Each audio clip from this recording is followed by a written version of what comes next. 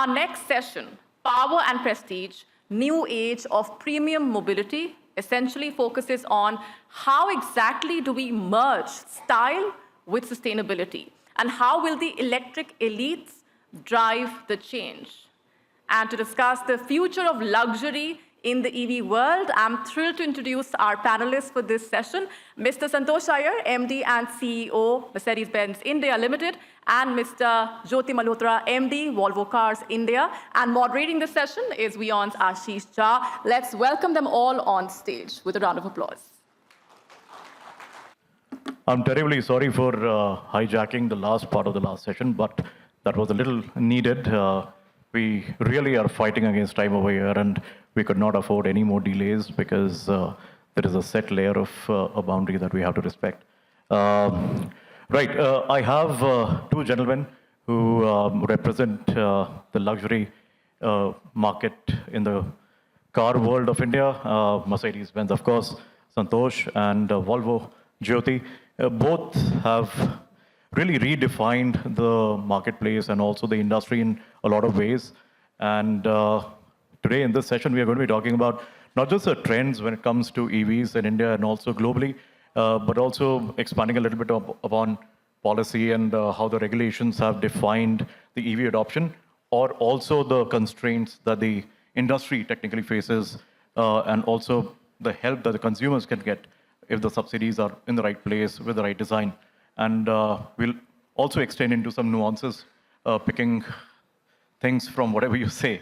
So basically, to set the context, our automotive industry of India basically contributes about 7% to the GDP, and it's extremely, extremely good to know that India overtook Japan to become the third largest market, and yeah, I think that's absolutely phenomenal. But we are still largely a mass market, and luxury segment is, of course, growing at a very rapid pace. And to you, gentlemen, where do you see the overall dynamic basically moving from here, specifically in the EV space? Because Santosh, you have been at the helm of Mercedes for a very, very long time. You've seen a lot of transitions. You also have a separate division with AMG, which is also the biggest performance wing in India. And now EQ also gaining extreme amount of traction. So where do you see the transition from ICE and now onto EV taking the journey forward? I think for Mercedes-Benz, I would say that the transition is happening as we speak. But we also need to be realistic, considering the earlier panelists. We heard a lot of comments about consumer acceptance. Is the chicken and egg story? We heard the same, some of those quotes. And so they are also real world issues. So I think it's very clear that customers want EV, but then as Mohan said, I booked an EV and then somebody else told me why not. And today, a lot of customers have the same thing. When I go ask anyone, they say, Santosh, my next car is an EV. And when I ask them why not today, their entire thing, they start, the list of excuses starts from charging infrastructure. And then we say, luxury cars, we have 500 kilometers range, 750. Why you need them? Okay. The next thing is they correlate EVs with mobile phones. As I said earlier, they feel this car will become junk after 10 years. There is no value left in the car. And so what happens to my residual value? So then we say, we give you guarantee on that. We give you the battery warranty on that. Then the third thing is, it all, on one side, there are a lot of positives, right? We all know about it. On the other side, it is a bit of pain. And I think if you use EVs, we know that it's a bit of, if you have to travel, you have to plan a bit. You don't plan other petrol pumps, but you have to plan, look at the app to see, is there a charging station if you're doing a long distance and even within the city. The question is the bigger purpose. And I think in the luxury segment, there is still a set of customers who feel responsible for the environment. They still feel the green number plate. And I think when you talk about policies, hats off to our government to keep a distinction. The green number plate gives a sense of ownership. You can find Mercedes-Benz today an S-Class, but I have an EQS. That's a different statement to make compared to just having an S-Class, because S-Classes are there. And I think these are small things, but I keep correlating this to the sauce coming out of the ketchup bottle. You keep shaking it. And then when it falls, it comes together. So this is something that will happen even for EVs. I think all of us are doing our best in educating customers, bringing in products, opening up our charging infrastructure for all brands, trying to work collectively. You know, EV is one space where I think most of the OEMs are collaborating. They want the charging to be open. They want the ecosystem to develop. We are all trying to educate customers. So I think it's a great spirit that you see to transition to this, sustainable ecosystem. But still a long way to go, and we have to be pragmatic. And I think we have to take one step at a time and then slowly move into this transition. Jyoti, I think a couple of very cool insights from Santosh to pick up and just expand on. And Volvo also, now with 2 products in the market, is looking at the electric mobility in a very, very serious way. Globally, of course, everybody knows what the brand has been doing. But from an India perspective, again, Volvo is a relatively small player.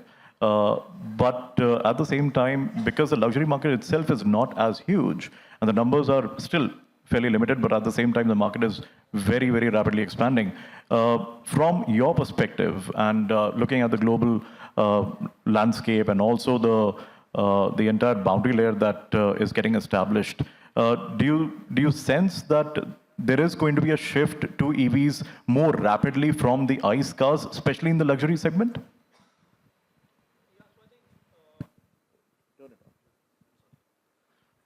So yes, I believe that when it comes to adoption of electric vehicles, I think it will happen much faster in luxury segment. Now, how fast is, I think we are all trying to do our best, as Santosh just said. Already, if you see, although I think the luxury is itself like very, very small right now in India, the luxury market. But if you see the penetration with whatever cars are available is already close to 5%. As compared to, I think if you look at the mass market, still, I think very small, 1.5%.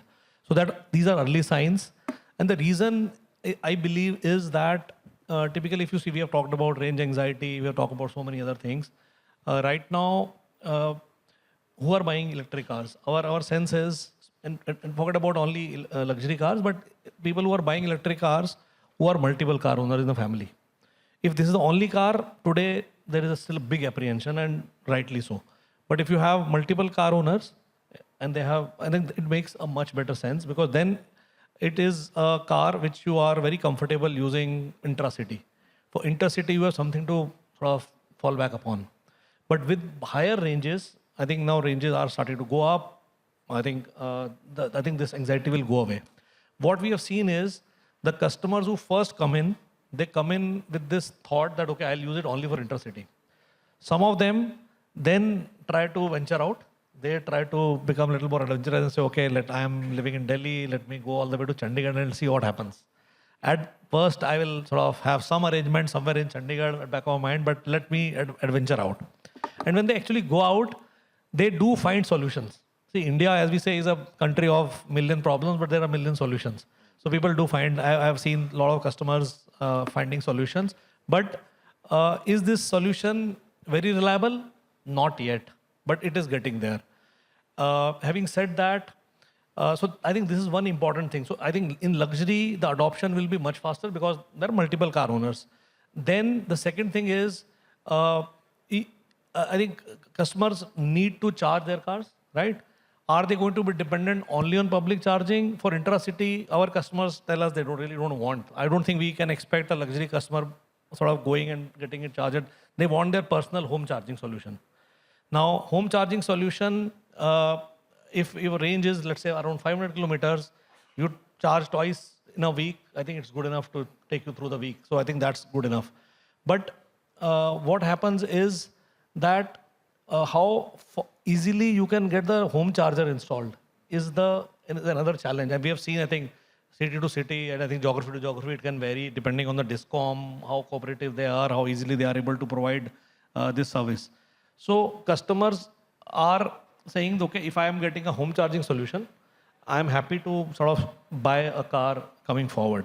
Customers also, as Santosh also said, I think are very, in this segment, we have seen much more environment conscious, and also, especially, I think, getting influence from their younger people in the family. They sort of want, maybe it's novelty, yes, as you said earlier, that people want to buy new technology, they want to venture out, and I think luxury car buyers are sort of ahead in the curve. So they really want to be seen, and I think a green number plate is a great encouragement for them to really sort of give a message that they really care about this. So that home charging solution dependence also says that for public charging, they're looking for solutions which are intercity. Right. And I think we just heard about another panel about, I think, a lot of CPOs coming. But in the end, I think we will need a sort of a ecosystem where there are aggregators who come together and I think ensure that it becomes much more convenience. So I think these two things really sort of tells us that customers are going forward. So one important thing is that when it comes to home charging, let's say between a customer buying a mass market, today we have seen, I think we say the next battle is going to be in cities, going to be around the parking space, right? So if you have your own personal parking space, then only you can have a personal home charging solution. If you are parking your car on different lot on different days, although you have a parking but not a reserved parking, where do you put your home charging? That problem is not there in luxury. So I think these factors sort of tell us that the adoption is going to be very fast.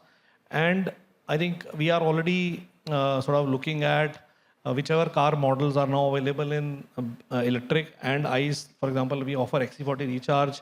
I think we are seeing a faster traction. People are opting more for XC recharge than an IC engine car. And although there is a price gap, but it makes a big difference. So I think adoption is going to be much faster. And I think I think everybody is going to be surprised by the pace at which actually the electrification will happen in India. That's my personal belief. Right, and I'm going to stick to the consumers because we have spoken about consumers so much. Of course, they're much more evolved in the luxury car space, and they're a lot more experimental, adventurous, whatever the term you want to use. But at the same time, we have seen that ever since COVID happened, people also want to move about in their own cars.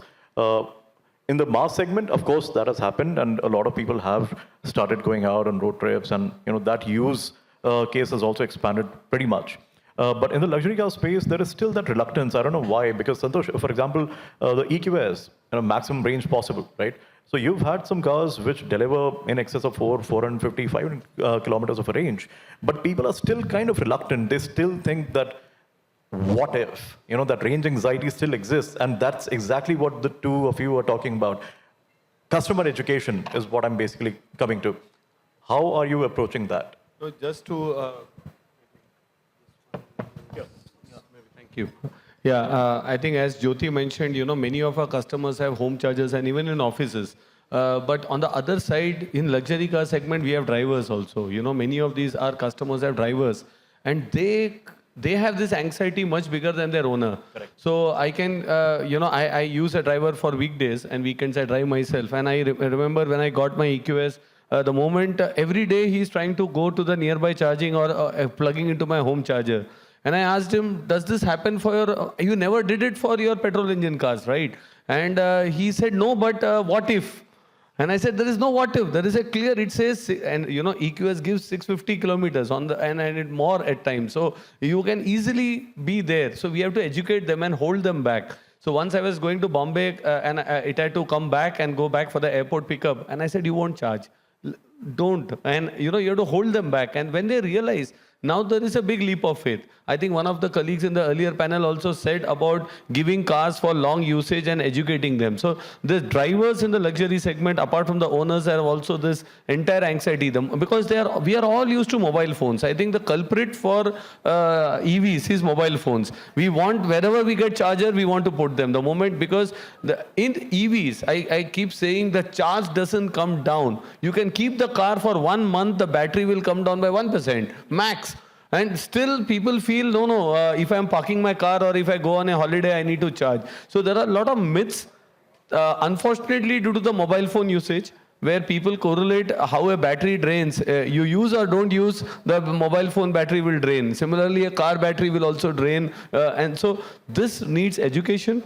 So what we have done is we are today, we have close to 150,000 customers in India, and in our workshops we get 50,000 cars a month for service. So we are saying irrespective of a driver being a EV, because we don't have so many EVs yet, but let's do training. Let's ensure that these drivers, they know what it takes. It's not like a mobile phone, it doesn't go down. And then the other argument of drivers is also about the perfect solution, charging, the perfect solution. And then I go back to mobile phone example again, because even today, we know where the network will drop. Most of us in this room will know where to call your friend, your wife, and not because this is a spot where the network is going to drop. So the point here I'm making is we have learned to live with it, right? And as Jyoti said, as Indians, we know how to live with the challenges. So I think EV, if you are mentally prepared that I need a sustainable planet for my children, for myself, for my parents to breathe clean air, there may be a pain, but we have to shift. We have to take that pain and we have to go ahead with it. And once you are in, I think my colleague from Stellantis said, once you use an EV, it's very difficult to go back. So I think for us, how can we get more people getting converted into this ecosystem? How do they start enjoying the overall feel? And then I think the transition will happen much more rapidly. So it's there is a cost factor for sure. Even in luxury segment, customers are conscious, value conscious, right? So nobody is going to just pay a premium compared to combustion engines to a large extent. So this is where then the policy making topic comes up.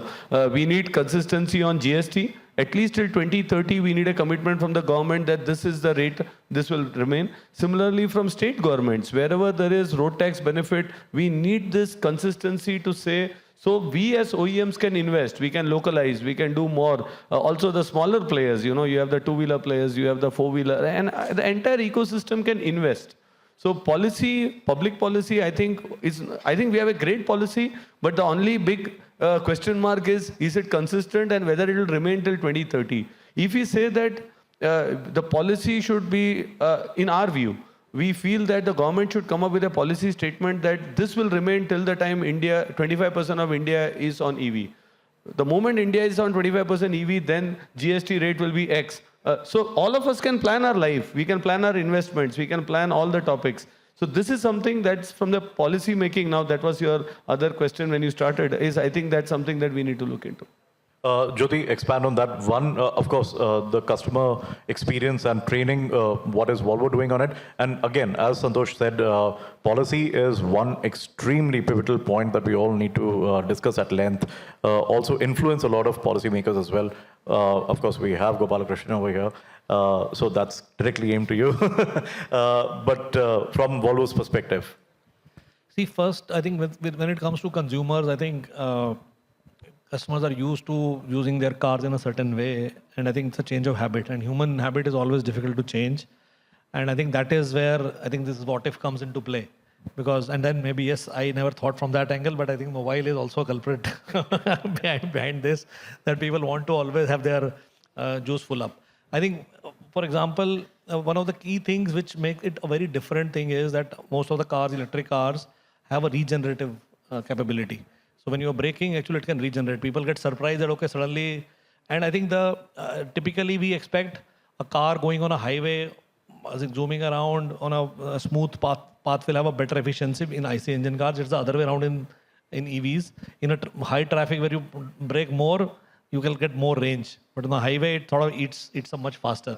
So I think these are change in habits. How and where to charge, how to drive your car. So it is important for us, it is very important that the early adopters who have bought our cars, they are educated, because they are going to be our torch bearers, they are going to be the ambassadors. They need to really use it in the right way. And it's very important that they learn along with us. I think it's a learning curve for everyone. I think whether you are in this ecosystem, in whether you are an OEM or a charge operator or a discom or even government, I think it's a learning curve for all of us. I think it's a change which has happened after a very long time. I think IC engines have been around for close to 100 years. This is a new thing which is now coming in, and I think it will evolve from here. So I think it is important that we educate our early customers, and that is something very, very important. Second thing, I think I would once again like to thank WION for, I think, organizing a conclave like this. This is part of the education. This way the message goes to people here and your all viewers.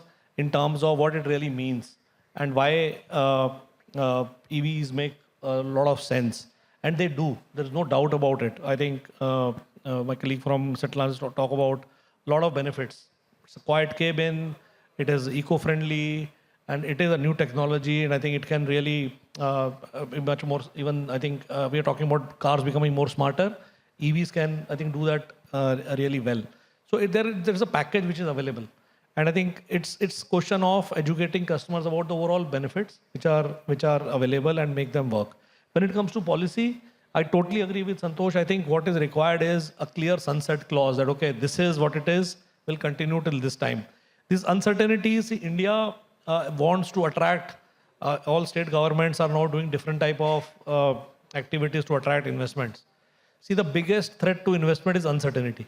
India, I think in global companies, they look at what is called as VUCA, the VUCA index. We are the worst. I think amongst the all the countries who try and make a pitch to invest in India, we are so uncertain.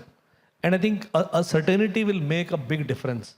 So I think I totally agree with Santosh here that if there is a GST, let it continue till a particular time, well defined. If there is a benefit available by state governments, it's available till so and so time. It can't be changing over time for one or the other reasons. The reasons are logical, no doubt about it. But see, if we as a country, we want electric vehicles to be adopted, I think this is required because today the technology is costlier. There is no doubt about it. I think the inflection point will really come when I think the two technologies become almost equal. But that's far away. It's not going to happen tomorrow. So till that time, the support is needed.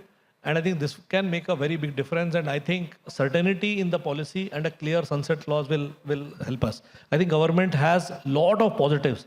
Question is, make it certain, make it defined. Right. I'm going to pick one point from what you said just now about how the entire experience of an electric car is very different to an ICE product.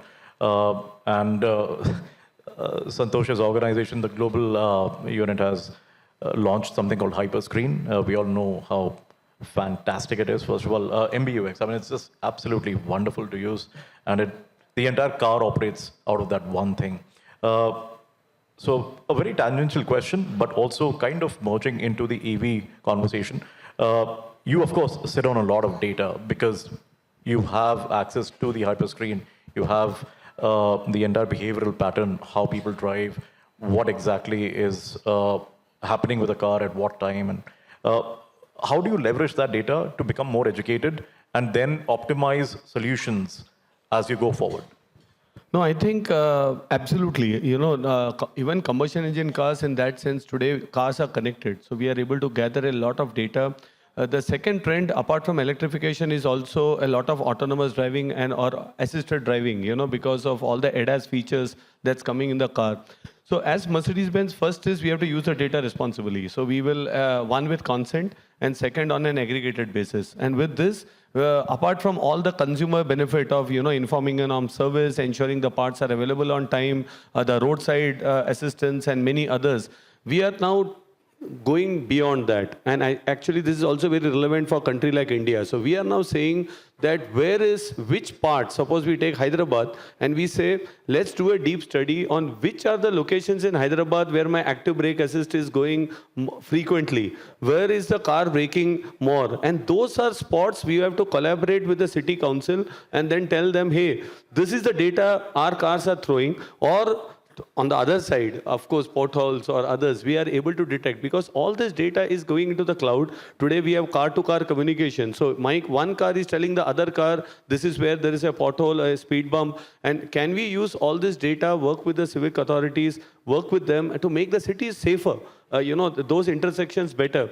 So we are working on each level. One is how to make the life of the consumer better with all of this data, how to ensure that we collaborate with cities also on this topic. But also when it comes to EV and design and hyperscreen, for example, you know, there's a lot of digitalization always connected with EVs. But on the other hand, I would also say that design is important because, you know, customers today say, why don't you just put a, you know, battery on a combustion engine car? Fundamentally, it's possible. We have done it. You know, our earlier generations, we used to do that. But now we need to realize that we are not doing EVs for tailpipe emission reduction. We are doing EVs for sustainability, which means the material that goes into an EV also has to be recyclable. We are using a fishing net, repurposed fishing net in an EQS. We are using recycled bottles to make seats.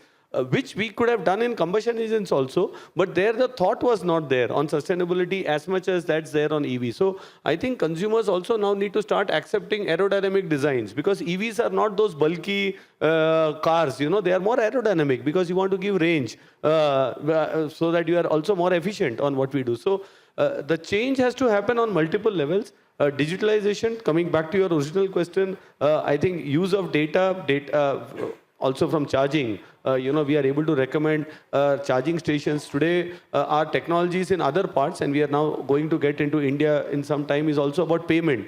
So I think the colleagues from Static was mentioning about, this intercity charging issues.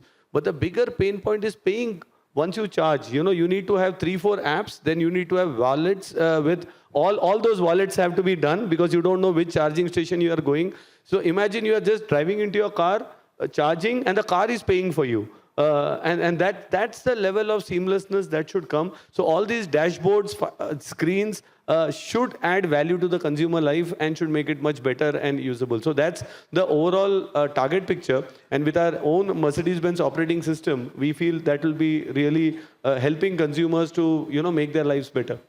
For all of you, to substantiate what Santosh just said, Mercedes-Benz globally has tied up with MasterCard. So that is going to go a long way in serving that purpose. Jyoti, coming to you again, I think, if I'm not mistaken, the ratio between the mechanicals versus the electronics compared to an ICE, it was 15 and 85. Now with EVs coming in, it's about 45 and 55 in favor of electronics. How have you studied this shift? And because now Volvo is almost committed to a complete EV movement, what are the next milestones in this space, and how will you study the consumer behavior right from the global perspective to now also, kind of transitioning into India and taking it forward? Yeah, I think talking from a global perspective, I think as I said earlier, we have made it very clear that our ambition is to become a full electric car company by 2030, right? And that is also part of the larger strategy, which is to become a carbon neutral company by 2040. So it starts from there, right? And then we also know just making and selling electric car is not enough. We have to do much more than that. The way the car has to be designed has to be thought from that perspective. The way the car has to be produced has to be defined in a sustainable way. The way we sell, the way we service, the way our suppliers work, the way so whole value chain has to participate to make it work. And I think that is one of the key areas that I think globally we are working on to ensure that we sort of come to become a carbon neutral company by 2040. Whether it is the use of material at design stage, or I think replacement of batteries, how do they are sort of refurbished, all those things are, I think, something which will make a very big difference. With respect to data specifically, and I think one important thing is, see, we have been studying crash data for 60, 70 years.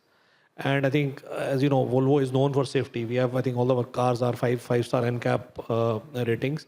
So what happens is, from each crash, there's a learning which comes back. And what could have happened, first the whole analysis is done. What actually happened, what could have avoided this, or how it could have been minimized. And I think that data is sort of over generations coming together and I think available.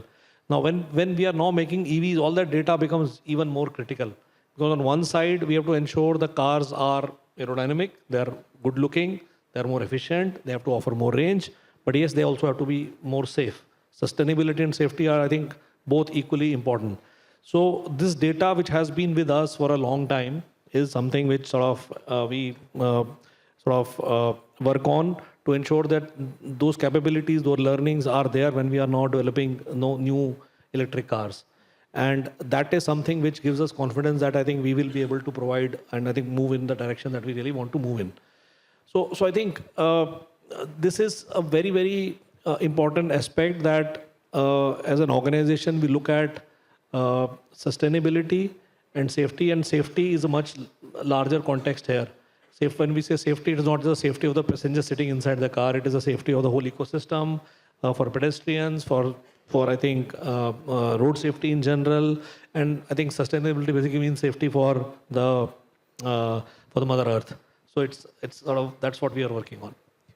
Very, very quickly, because I think we are running out of time now. And what are the learnings? Both of you, you represent global organizations. What are the learnings from some global practices that you think are very, very practical and also things that can be kind of implemented in the Indian landscape? See, I think right now we are selling 2 electric cars in India, XC40 Recharge and C40 Recharge, and I think we have got very good traction here. But when it comes to, I think I would say learnings that we pick up from other countries, I think it is first and foremost is this change of habit. And I think this starts from home.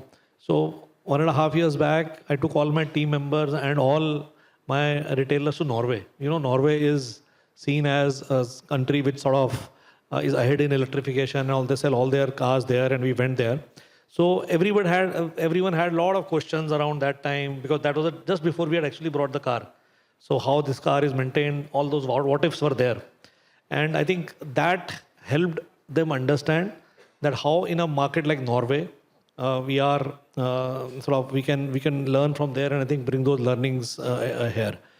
So I think what we learned is one interesting anecdote I can tell you. One of the things, Norway is a self-sufficient when it comes to energy, and it's not 100%, almost is renewable. But even they told our retailers and dealers that first and foremost, please secure that you have enough power to put charging stations, because later on it is going to become difficult. So I think for our retailer partner, they've understood, okay, if I really want to install today, maybe only one charger, but maybe over a period of time, rather than waiting, do it early in the cycle. That will help to ensure that we are able to give the right service and the right signal to the company. The other thing is about offering convenience. So if you see in terms of charging, we see from a customer angle, I think we have been talking about it. First thing is, the easiest is finding where is the charger. Now, that's not enough.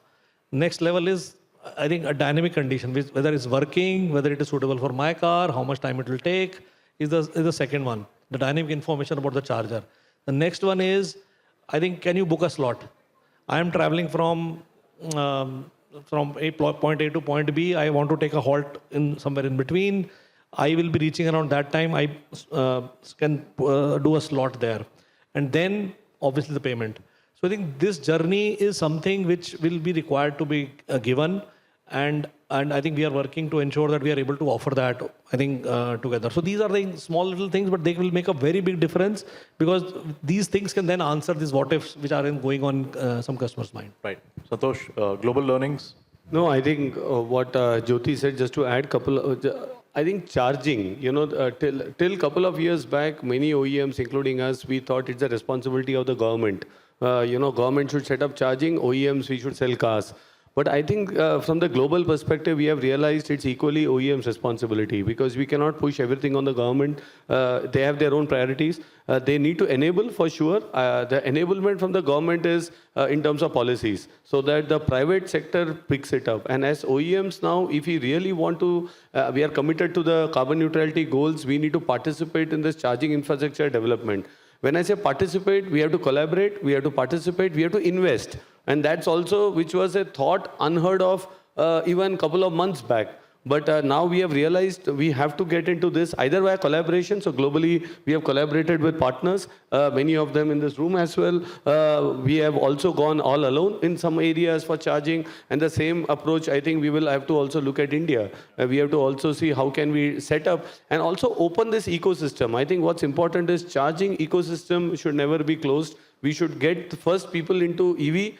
It's not about market share. It's not about who is having the charger. It's important customers shift, because if they shift to EVs, it's a matter of time, irrespective of the brand, that we will be able to transition much faster. So that's the biggest takeout for us, that charging is not just a government topic. I think we have to be involved much more in this. I'm going to take just 1 minute to share something very exciting and very unique.